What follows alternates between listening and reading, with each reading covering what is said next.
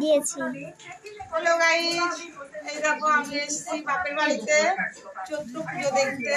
কালকে এসেছি, কালকে গাজনতলায় ছিলাম, অনেকটা রাত জেগেছিলাম, জেগে ওখানে অনেক নাচটা দেখেছি। আর আজকে আমি হাজরা নাচটা দেখতে পাইনি, সকালে ঘুম থেকে উঠতেই পারিনি। তা যাবো বলে রেডি হয়েছি, হয়ে গেছে।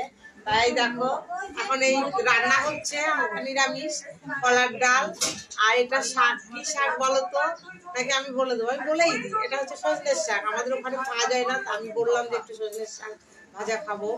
এখানে গাছ আছে, অনেক বাড়িতেই গাছ আছে, মা আমার নিয়ে এলো।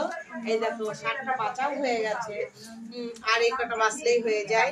আর শাকটা খেতে খুব ভালো লাগে। তো তোমরা কে কে খেতে ভালোবাসো বলো, আর কে কে কার কার ভালো লাগে। আর দেখো আমাদের ছেলে পেলে সব ঘুমোচ্ছে, সব রাত জাগা। আর আমারও ঘুম ঘুম পাচ্ছে। তা ভাবছি আমি শাকটা বেচে, আর মোবাইলের অনেকটা কাজ আছে, এগুলো সেরে সেরে আমি একটু সবুজ স্নান টান করে। দেখো শেরুও ঘুমোচ্ছে, ও পাহারা দিয়েছে। শেরুকে দেখাও একটু,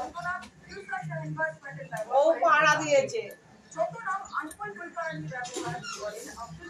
আর ওই যে আমার মা, মাকে দেখো, আমার মা রান্না করায় ব্যস্ত।